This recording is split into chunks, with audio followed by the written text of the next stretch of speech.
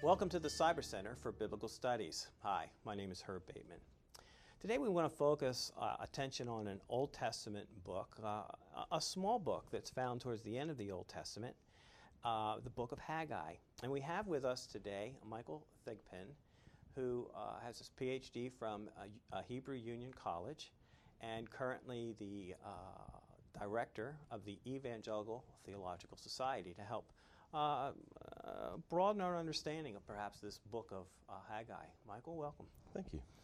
When we think about the book of Haggai, what would you say is his overarching concern or theme or thesis in this book? He's really concerned about the people of God understanding that He is with them and that is the source of their security, their comfort, their hope, that God's presence is what they need for life. And what's caused this necessity? What's the historical backdrop, the background to this book? Sure. Haggai is one of our dated Old Testament books. We actually get the month, the date, the day. So it takes place in 520 BC, and this sits between the moment when Israel comes back from exile from Babylon and before the temple is rebuilt. So they're in the land. They have no temple, they have no king. They're a backwater province in the middle of the empire, and they don't know that life is worth living anymore. So what does it mean to be the people of God when all the things that they thought of, kingship, nationality, the temple, are missing? How do they respond to God's presence in that moment? Now, even though it's a small book, I'm sure it's packed with theological themes. Can you name maybe three major themes? Sure. The first one is the temple. Okay. Because the focus of the book is about their rebuilding of the temple, obstacles to it, what it means when they actually do rebuild it, and whether or not God is pleased with their work. So within this kind of larger idea of God's presence with them, it's the theme, it's work, it's response, and it's about the Spirit empowering the people. Those are some of the things that all tie together in the book. And now, I'm somewhat familiar with Haggai a little bit, and I'm a pastor. I'm trying to decide what I want to do for a preaching schedule for the next year, and I'm contemplating Haggai. Man, they got those oracles in there. What can you tell me as I'm thinking, I want to preach a prophetic book?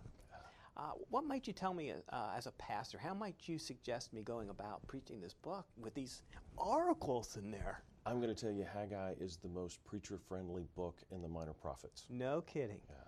For two reasons. One is because of its historical setting, the people are the closest in the Old Testament to where we sit. They're between two great acts of God.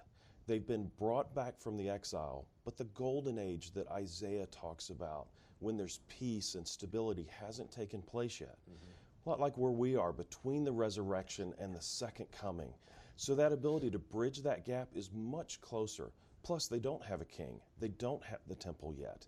So they are much more like us in that way, and it makes it a little bit easier to get that across. But the other thing is, it's 4 messages in 2 chapters.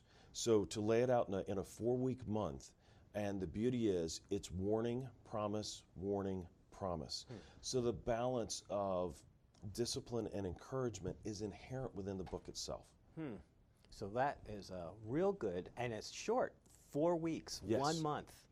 And not long text. You can easily cover each one of the messages in a single sermon. All right, well, okay, all right, you've convinced me. I really want to do this. I think that this is doable, and I have a month I can fit this in. What sources might you recommend? I'm not real good on Hebrew, so Sure. what sources might I be able to use? The 3 I would send you to first is in the Tyndale Old Testament Commentary series. There's the last one in the Old Testament set is Haggai, Zechariah, Malachi. And it is a wonderful resource, good for someone. It gives you all the ancient Near East background, but doesn't assume that you have it in your pocket already. It's going to lay it out for you. A little bit more technical, but I like this commentary because the Hebrew's kind of up in this section, and then you can read the bottom, is Mikamiski's 3-volume series on the Minor Prophets. Again, Haggai's in the 3rd one. And again, it's one of those where the technical stuff is there, but it really majors on the exposition. What do I need to understand how this book works? And then also, I think the New American Commentary volume that covers Haggai is a great, it really is pitched for the pastor who wants to honor the text and understand it well, but is really trying to take it to the people and help them understand what it means for them today.